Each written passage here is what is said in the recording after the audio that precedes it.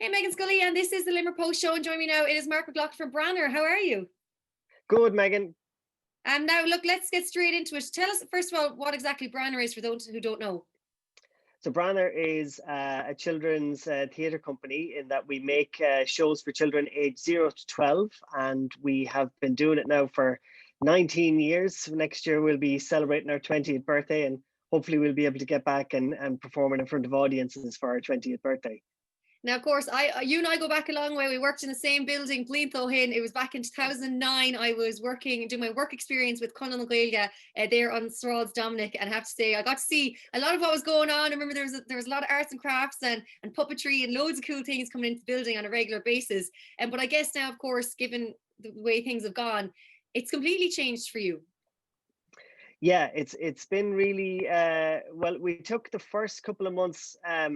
Well, first of all, when it came in, it was quite a shock because we had just created the biggest show that we've ever created. And in fact, it was the biggest theatre show for children ever made for a European capital of culture. Mm-hmm. We had taken over all of the terminal building in Galway Airport, what used to be Galway Airport. And we had a show called Shron na Changa running out there, which we had been working on for the last 5 years. And we got to do 2 weeks of it, and then we had to shut it down. So it was a bit of a shock to kind of the full stop there. But it took us a while to kind of unproduce that, and then we started to look at how we can still engage with the children that we make the work for. So we've kind of changed the way in which we work. We do a lot more of this. I suppose everybody as well. Everybody's used to Zoom, where it was like I remember asking somebody. I think it was like this time last year. We had a colleague in America saying, "Well, we do it over Zoom," and I was kind of, "What's Zoom?"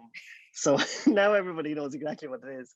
But yeah, so there was a lot more kind of computer interaction, but like we've changed. We put shows online, but the shows that we make generally are not made for being broadcast because it's about the live experience, and when we film them it's only for our own archives. Yeah. So it's kind of so we've been trying to make stuff now that is specifically for the medium in which it will be viewed or listened to. So in during the summer we made a thing called pop-up poetry, where we commissioned writers to create new poems for children under the age of 5 in Ireland, and we got performers to perform them.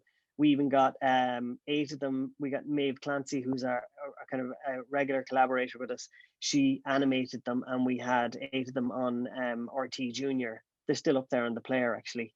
So we're kind of pivoting, as they say, Megan.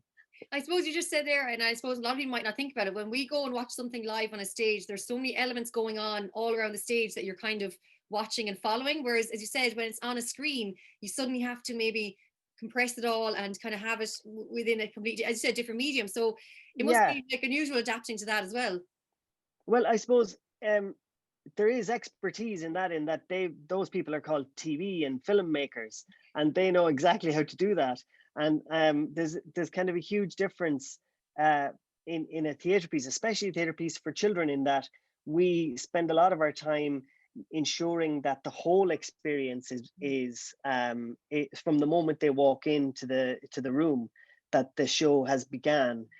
So we start to build the atmosphere, because they might have come off the bus, they mightn't have had their breakfast, they might have been around in the car coming in. You never know what's coming into the room, but we try and make kind of an atmosphere that really works for the show that we want to tell them. So you have to we've become good at building those environments, and then on stage, then like you say, there's so many things happening between the lighting and the sound, and even the types of props that we use.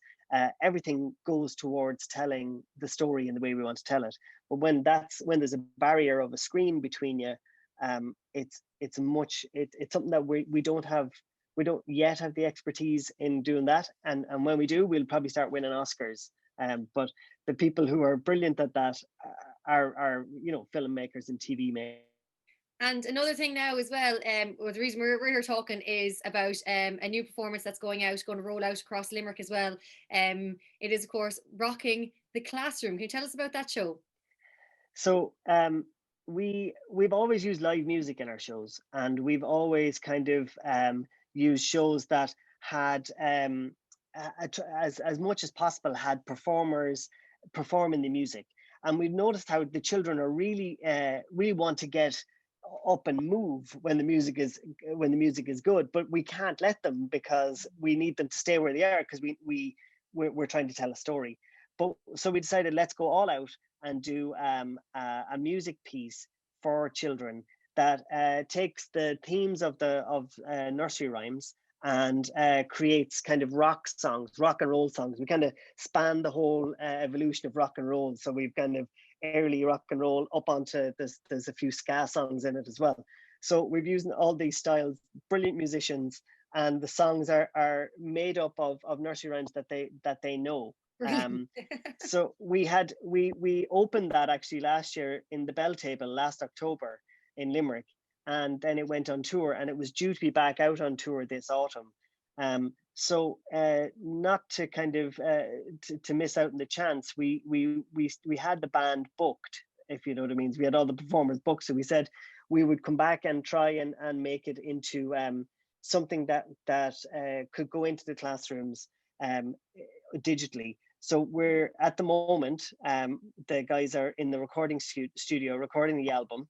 It'll be an album that will go to schools, and we will have we filmed interviews. My daughter Ellen is 10, so she came in and interviewed all of the musicians about their instruments and about how they made the music. So we're going to have like little videos of each of the instruments and how they work, and Ellen is really grilling them on all of they couldn't use any words that she didn't understand. So she had to, if they said that and she didn't understand, she really got them to explain it.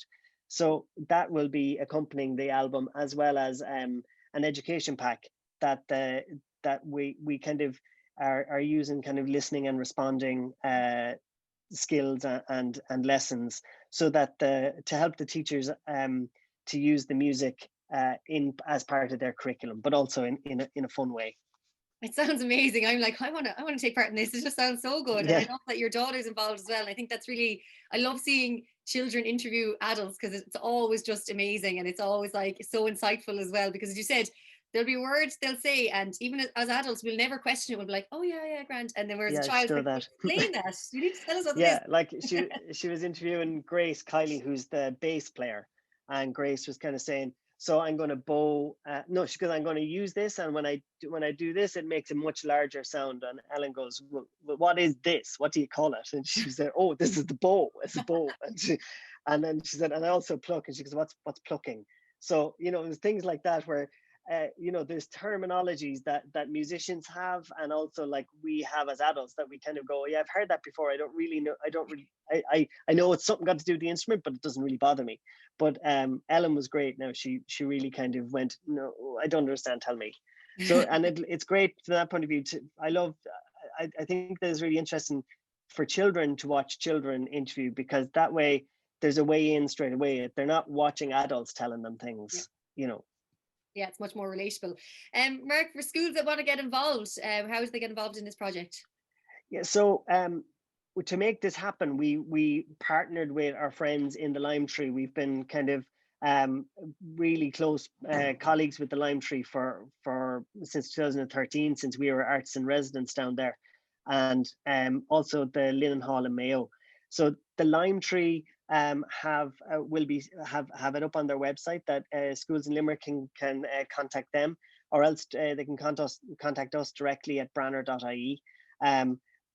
We're just asking for the schools to pay the post and packaging. So that's the Lime Tree and the Linen Hall and ourselves are sponsoring the project, as well as Galway County Council, Galway City Council. So all we need from schools is $7.50 per class for the post and packaging, and we get it to them. Mark McLaughlin from Branar, Das Keinslat Arish, and thank you so much. And I really look forward to seeing this being rolled out. Great, thanks, Meghann. We should go hall and who Arish.